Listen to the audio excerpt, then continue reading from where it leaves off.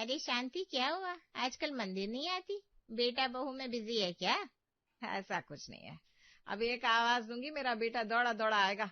अच्छा, मैं तो बस गुजर रही थी तो सोचा पूछ लूं। अरे अपने घर को देखो ना तुम, मेरे घर में तो मेरी बात अभी भी मानी जाती है। कहते हैं शादी के बाद जिंदगी में सुकून आ जाता है।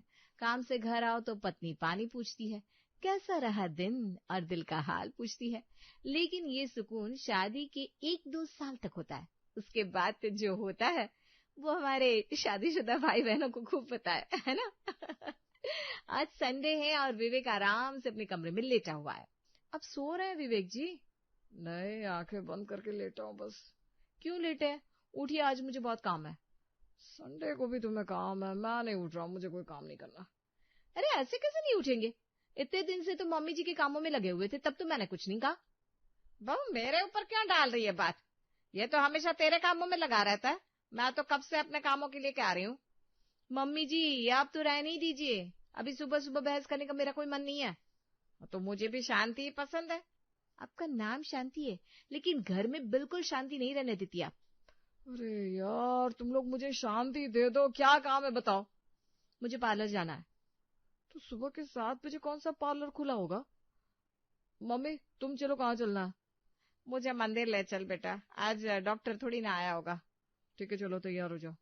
शांति तैयार होती है, विवेक उसे मंदिर ले जाता है। कितना टाइम लगेगा मम्मी यहाँ? अरे मंदिर आए, ऐसी बात नहीं करते, चल अंदर चल। दिन भर काम धंधे में लगा रहता है, थोड़ा भगवान के हाथ भी जोड़ ले। ठीक है चलो। शांति विवेक को अपने साथ मंदिर में ले जाती है और बैठकर भजन पुस्तिका निकाल देती है। मम्मी ये पूरी किताब पढ़ोगी क्या? भक्ति में डिस्टर्ब नहीं करते बेटा, बैठा रहा। विवेक वहीं बैठा रहता है और अपनी माँ को एक के बाद एक 10 भजन गाते देखता रहता है। मम्मी और कितना टाइम? घर में कीर्ति भी बैठी है, उसे भी तो ले जाना है। अरे बेटा, अभी तो मैं 40 पुस्तक भी लाई हूँ, वो भी तो पढ़ना है ना। क्या? विवेक अपनी माँ से कुछ नहीं कह पाता और वहां बैठा रहता है। बैठे बैठे वो थक चुका था। मम्मी मैं घर जाऊं, मैं फिर आपको लेने आ जाऊंगा। तुझसे 10 मिनट बैठा नहीं जा रहा? माँ तो कुछ लगती नहीं ना तेरे लिए अब। अरे मम्मी ऐसा कुछ नहीं है, चलो मैं बैठा हूँ यहाँ। शांति मंदिर में 5 घंटे तक बैठी रहती है और फिर दोनों घर आते हैं। आ गए आप? चलिए पार्लर। अरे नहीं, वहां मंदिर में बैठे बैठे मेरी कमर जाम हो गई है, अब कुछ भी मत बोला मुझे। मम्मी जी यही चाहती थी ना आप? आपने जानबूझकर इतना टाइम लगाया वहां जिससे ये मुझे टाइम ना दे पाए, मेरा काम ना हो। हाय हाय हाय, बहू ये कैसा इल्जाम लगा रही है? अरे मैं भला तुम पति पत्नी को अलग क्यों करूंगी? ले जा, जहां ले जाना है। जाने लायक हालत कहाँ है उनकी? अरे अब लड़ाइयां मत करो, कीर्ति कल ले चलूंगा ना मैं तुम्हें पार्लर। अरे बेटा कल तो सोमवार है, कल तो डॉक्टर से मिलने जाना पड़ेगा। ठीक है कीर्ति, कल डॉक्टर से आने के बाद पक्का ले चलूंगा। देखते हैं, पता नहीं 16 सोमवार में से कौन सा व्रत बिगड़ गया जो ये सासू माँ पल्ले पड़ी। और मेरे तो कर्म ही बिगड़ गए थे जो तुम मेरी बहू बन के इस घर में आई। मम्मी जी बहुत हो रहा है आपका। आए दिन इसी तरह दोनों सास बहू आपस में लड़ती रहती थी और दोनों के बीच में बेचारे विवेक की चटनी पिस जाती थी। अगले दिन सुबह सुबह, आज तो मैंने मम्मी जी के साथ जाने ही नहीं दूंगी, चाहे कुछ भी हो जाए। बेटा तैयार हो गया? हाँ मम्मी चलो। हाय, ये क्या हो गया? अरे क्या हुआ, तुम रो क्यों रही हो? मेरा प्यारा सूट फट गया, अब कल की पार्टी में क्या पहनूंगी? अरे तो क्या हुआ, नया सूट ले लेंगे, परेशान क्यों हो रही हो? आपको क्या पता कितना अच्छा सूट था, आप जाओ मम्मी जी के साथ। कीर्ति अपनी नौटंकी चालू रखती है, जिसे देखकर विवेक पिघल जाता है। मम्मी पहले इसे सूट दिला लाओ, फिर डॉक्टर के पास ले चलूंगा आपको। बस अभी आया 1 घंटे में। क्या आप मुझे मार्केट लेकर जा रहे हो? हाँ, तब रोने के लिए छोड़ तो नहीं सकता, चलो जल्दी उठो। आप कितने अच्छे हो, चलिए। कीर्ति विवेक को अपने साथ मार्केट लाकर बड़ी खुश थी, लेकिन यहाँ मामला 1 घंटे में थोड़ी ना निपटने वाला था। क्या हुआ, तुम किसी दुकान से सूट क्यों नहीं ले रही हो? पहले ही 1 घंटा निकल गया। क्यों, आपको मम्मी जी के पास जाना है? अगर ऐसा है तो जाइए ना, छोड़ दीजिए मुझे यहीं। अरे तुम गुस्सा क्यों हो रही हो? चलो ठीक है मैं यहीं हूँ, लेकिन और कितना टाइम लगाओगी? अरे यार, शॉपिंग पर आए हैं, कोई गोलगप्पे नहीं है कि 10 के 6 खाए और चल दिए। ठीक है आराम से करो शॉपिंग। कीर्ति अपने पति को 4 घंटे तक अपने साथ मार्केट में घुमाती रहती है। यार अब तो भूख लग गई, चलो ना खाना भी खा लेते हैं। अरे लेकिन मम्मी को डॉक्टर के पास ले जाना था ना। अब क्या करें, डॉक्टर का टाइम तो चला गया, अब रहने दो, कल देख रहे हैं उनको। और कोई ऑप्शन भी तो नहीं है। कीर्ति और विवेक लेट होकर घर पहुंचते हैं और उन्हें देखते ही शांति अपने घुटने पकड़कर बैठ जाती है। क्या हुआ मम्मी? आप क्या पूछ रहा है बेटा, मैंने कहा था ना डॉक्टर के पास जाना है। हाँ, वो बाजार में थोड़ा टाइम लग गया। अरे सब समझ रही हूँ, इसमें तेरी कोई गलती नहीं है बेटा, ये तो चाल है, चाल। मम्मी जी, मेरी तरफ क्यों देख रही हैं आप? आपसे ही तो सब सीखा है। देखो देखो कैसे जुबान चलाती है। अरे तो अब अपने पति से उम्मीद नहीं रखूंगी तो क्या पड़ोस की शर्मा जी के मौसा के बेटे के भाई से रखूंगी? तुम इतने लोगों को जानती हो? मैं नहीं जानती, इतनों को जानती तो आपको क्यों परेशान करती? मम्मी मैं कल आपको डॉक्टर के पास ले चलूंगा।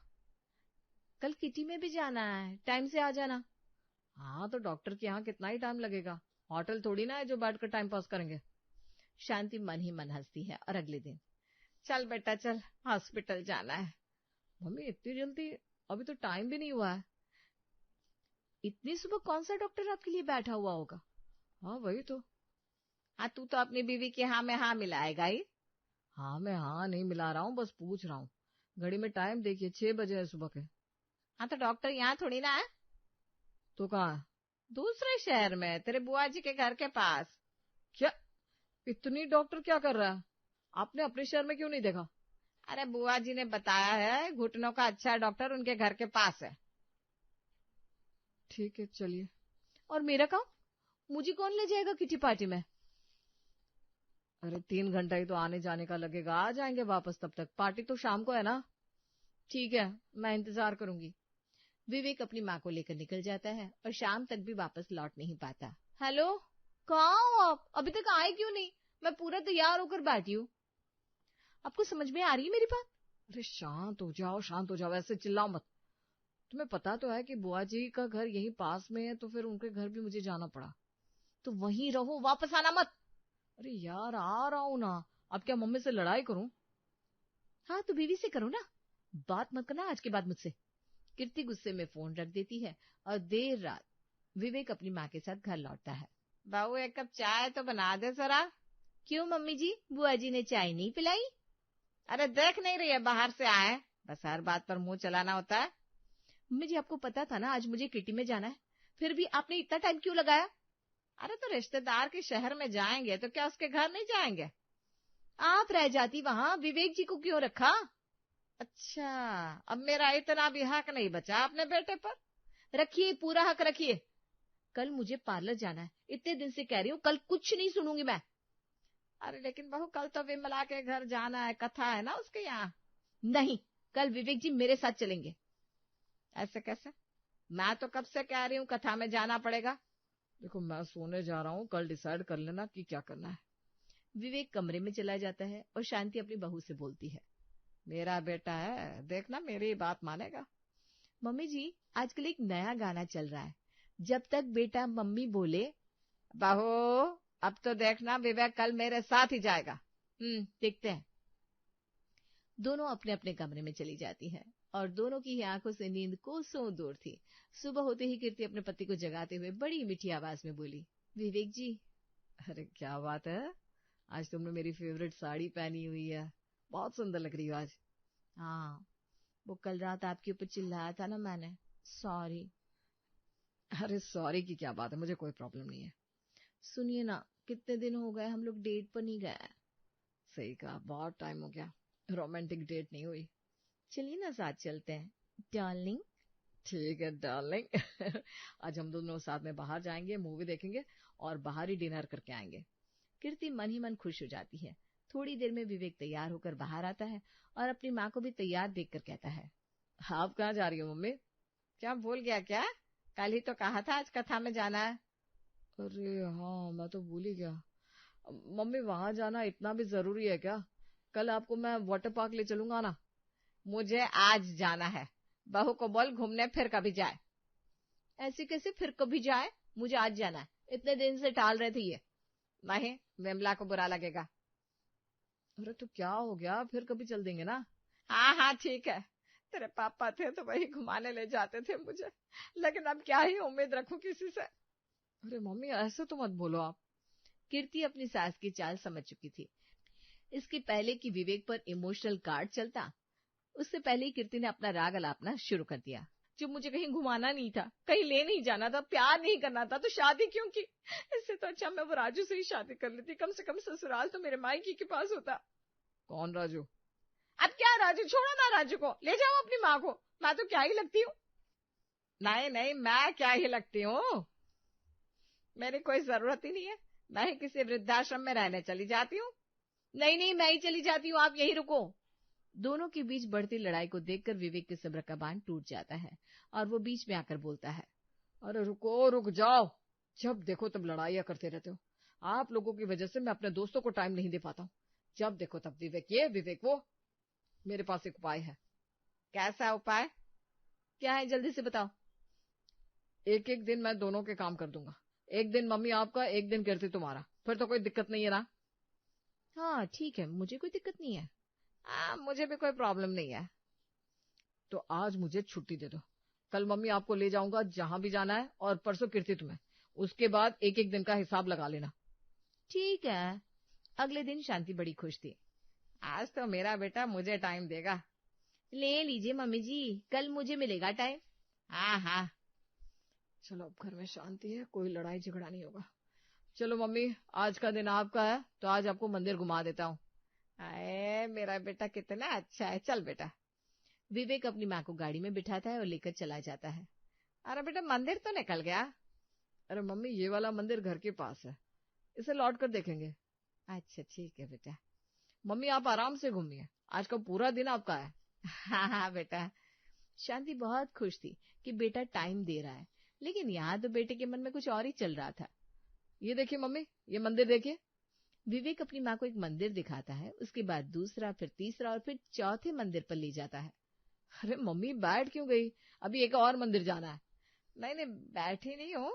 चल चल बेटा। क्या हुआ मम्मी, घर जाना है क्या? अरे नहीं बेटा, अभी कहाँ, अभी तो पूरा दिन है। शांति हिम्मत बनाती है और विवेक मंदिरों के दर्शन करवाता है। देखते ही देखते 10 मंदिर पूरे हो चुके थे। मम्मी ये देखो, ये मंदिर भी अच्छा है, लेकिन थोड़ा पहाड़ पर है। चल लोगी ना? अभी से घर जाकर भी क्या करोगी? अब बेटा अभी घर चलते हैं, आज तो बहुत घूम लिया, बहू अकेली होगी ना। अरे आपको उसकी चिंता कब से हो गई? बहू को अकेले घर पर छोड़ना भी ठीक नहीं है, चल घर। शांति की हालत थकान की वजह से खराब हो चुकी थी और घूम घूम कर उसके पैरों में दर्द शुरू हो गया था। पहली बार लग रहा है घूमना कितना मुश्किल होता है। क्या बात है मम्मी जी, मुझे तो लगा रात से पहले आपका कोई काम खत्म नहीं होगा। अरे बहू, फिर ना मैंने तेरे बारे में सोचा। अच्छा खैर छोड़िए, कल का दिन मेरा है, मैं घूमूंगी अपने पति के साथ। अगले दिन विवेक कीर्ति के पास आता है और कहता है, सुनो आज नाम शॉपिंग पर चलते हैं, उसके बाद पार्लर ले चलूंगा। वाह, आप तो खुद प्लान बनाकर बैठे हैं, चले चले चलते हैं। विवेक कीर्ति को अपने साथ ले जाता है और शॉपिंग शुरू होती है। मेरी तो शॉपिंग हो गई, चलिए पार्लर चलते हैं। अरे अभी तो 2 ही घंटे हुए हैं। सुनो मैं भी ना आज अपने लिए कुछ खरीद लेता हूँ, चलो उस दुकान में चलो। आपको क्या लेना है? अरे मेरे कुर्ते पैंट शर्ट पुराने हो गए, मार्केट के बेस्ट कपड़े लूंगा मैं। अच्छा ठीक है, चलिए। अब कीर्ति को क्या पता था कि ये विवेक का प्लान नहीं बल्कि चाल है। 4 घंटे शॉपिंग करने के बाद भी विवेक ने कुछ पसंद नहीं किया। विवेक जी रुकिए ना, बहुत हो गया, कितना घुमाएंगे मार्केट में, चलिए घर चलते हैं। अरे अभी तो मैंने कुछ लिया ही नहीं है। आप कुछ ले भी कहाँ रहे हैं?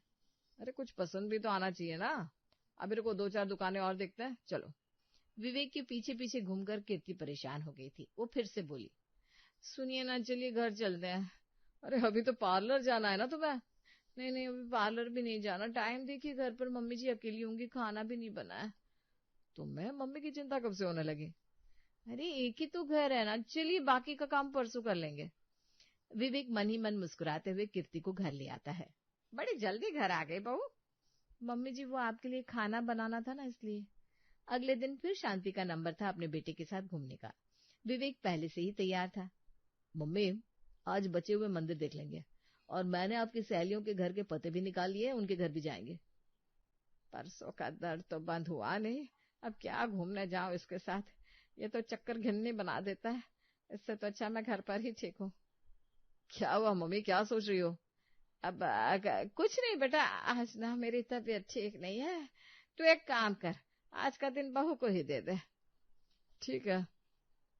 विवेक कीर्ति के पास जाता है और कहता है, सुनो ना, मूवी देखने चले क्या? मम्मी को तो कोई काम नहीं है। क्या बात है, ठीक है चलो। शाम के वक्त दोनों मूवी देखने जाते हैं और रात को मूवी खत्म होती है। भाई मजा आ गया, क्या मूवी थी। हाँ, अब तो नींद आने लगी, चलिए घर चलते हैं। क्या घर? क्यों घर जाना है अभी? अभी हम और मूवी देखेंगे। और मूवी कौन सी? अरे यही वाली, और कौन सी? फिर से? हाँ, तुम्हें पसंद नहीं आई क्या? मुझे तो बहुत पसंद आई, मैं दोबारा टिकट लेकर आता हूँ। विवेक टिकट लेने जाता है लेकिन खाली हाथ लौटता है। अरे यार, यहाँ तो इस मूवी का आखिरी शो था ये। कीर्ति खुश हो जाती है, चलिए घर चलते हैं। अरे नहीं नहीं नहीं, मैंने पता कर लिया, यहाँ से 25 किलोमीटर दूर ही दूसरे मल्टीप्लेक्स में लगी है ये मूवी। हे भगवान। विवेक जबरदस्ती कीर्ति को मूवी के लिए ले जाता है और रात का शो सुबह 4 बजे खत्म होता है। घर आते ही कीर्ति बिस्तर पर गिर जाती है। मैं मम्मी से पूछ लेता हूँ, उनको जाना होगा आज कहीं। मम्मी चलो, आज आपका दिन है। नहीं बेटा, आज मुझे कहीं नहीं जाना, तू बहू को ही दे दे आज का दिन भी। नहीं नहीं, मुझे भी नहीं चाहिए, अब मम्मी जी से ही कहिए। अरे नहीं बेटा, मुझसे कुछ मत पूछ, मुझे कहीं नहीं जाना तेरे साथ। मैं क्या करूंगी इतना घूम के, मेरी सहेलियां तो यहीं आ जाएंगी। शांति विवेक को एकदम से मना कर देती है और कीर्ति के अंदर तो ताकत ही नहीं थी कुछ जवाब देने की। ये क्या बात हुई बे? कल तक मेरे लिए लड़ाइयां हो रही थी, आज किसी को मेरी जरूरत ही नहीं है। ठीक है, तो मैं फिर अपने दोस्तों के साथ जाऊं? अरे भाई, जहाँ जाना है जाइए, मुझे सोने दीजिए। हाँ हाँ जा बेटा। विवेक खुश हो जाता है और अपने दोस्तों के साथ घूमने निकल जाता है। उसका प्लान सक्सेसफुल हो चुका था और घर की लड़ाई भी खत्म हो गई थी। महक, तेरे भाई की शादी में भाभी का मेकअप तो बड़ा ही सुंदर था। इतना कम मेकअप था पर इतनी सुंदर लग रही थी।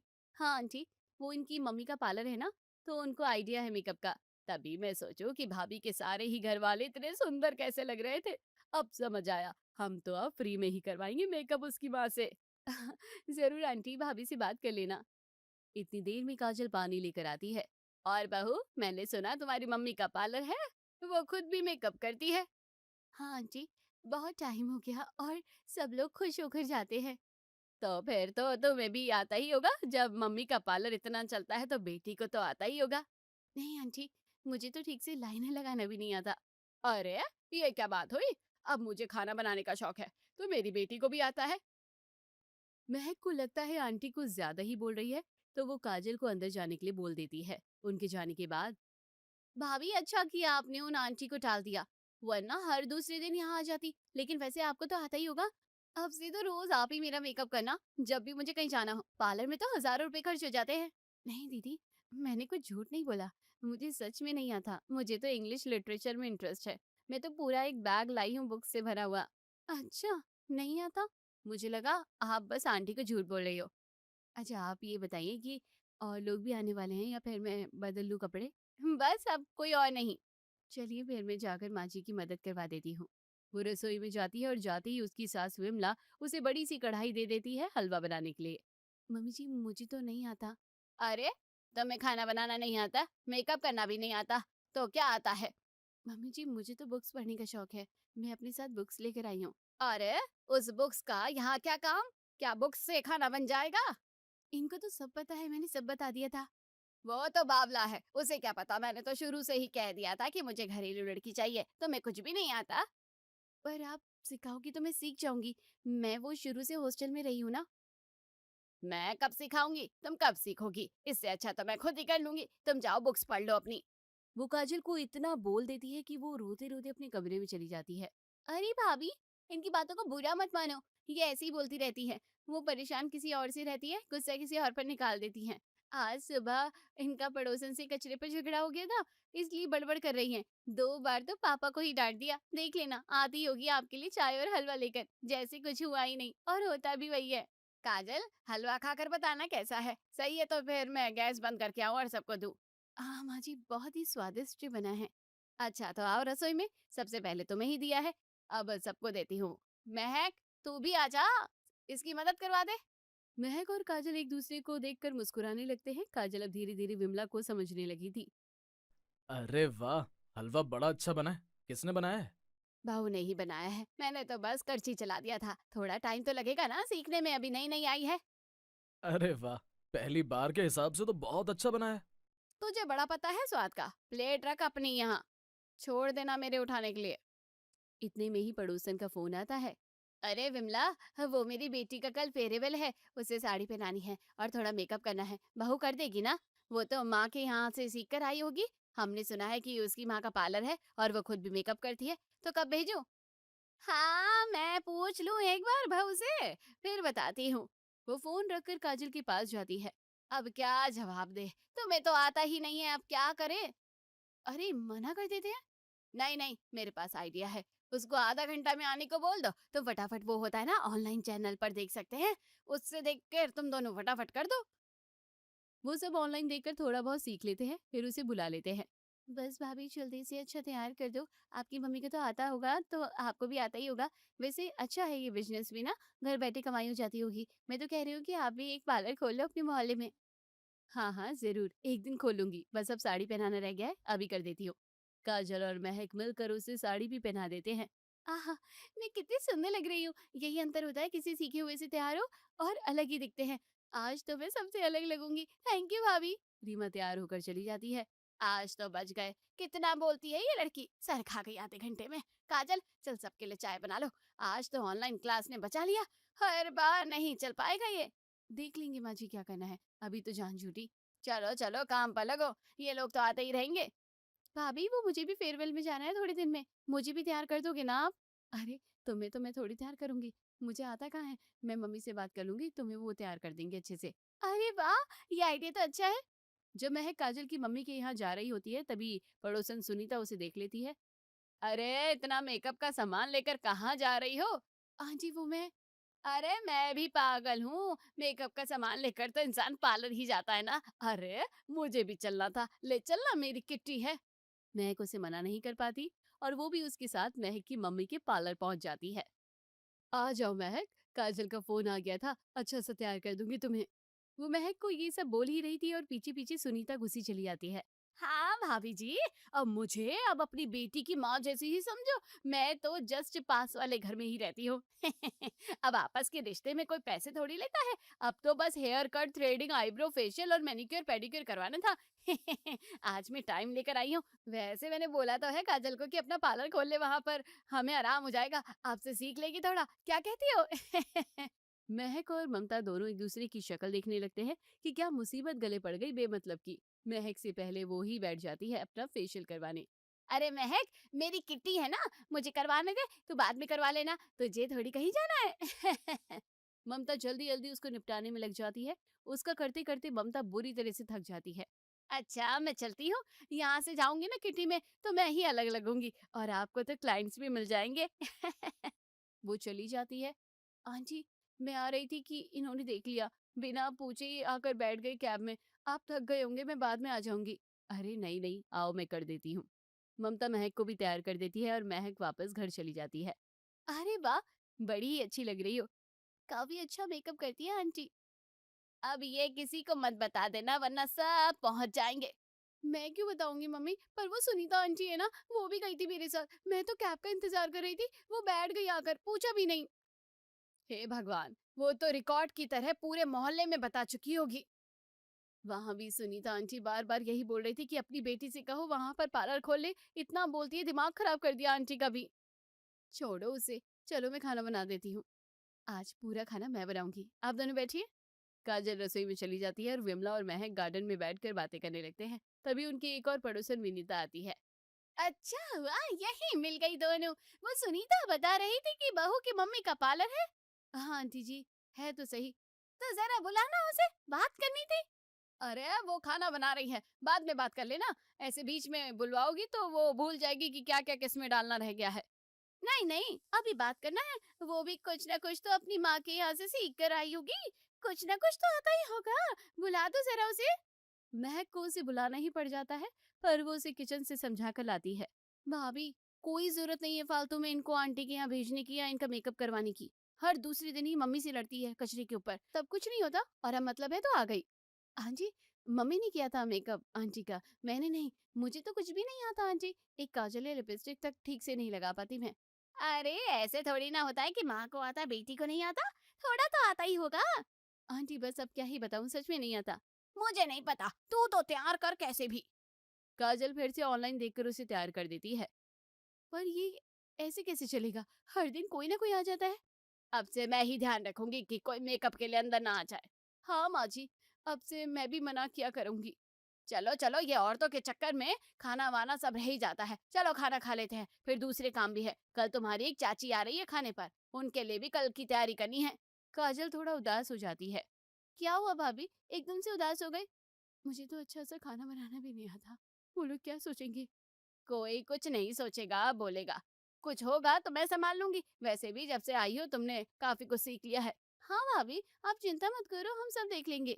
अगले दिन चाची सास का परिवार आता है, अच्छा खासा बड़ा होता है।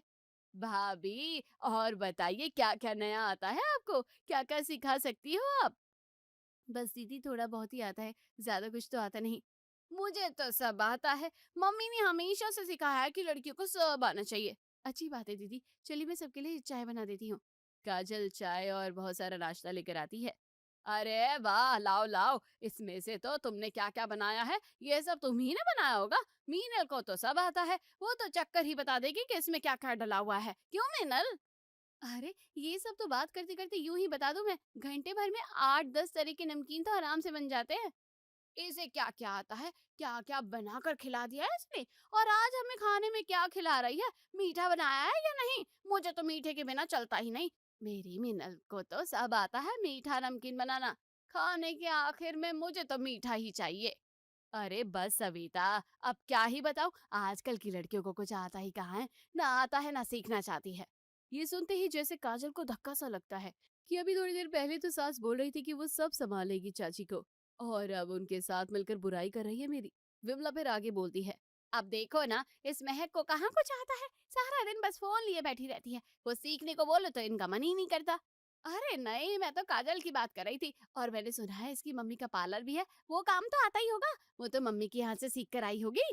पता नहीं, मैं तो पूछती नहीं हूँ कि क्या सीखा है क्या नहीं, मुझे जो चाहिए होता है मैं बोल देती हूँ, ये कर देती है, मेरे लिए वही बहुत है। महक तो इससे भी ज्यादा निकम्मी है, इसे कुछ नहीं आता, मुझे तो इसकी शादी की चिंता ज्यादा है। मम्मी जी चलिए, खाना लग गया है। मम्मी मुझे पूरी नहीं खानी, भाभी पास्ता बना दो ना। हाँ हाँ जरूर।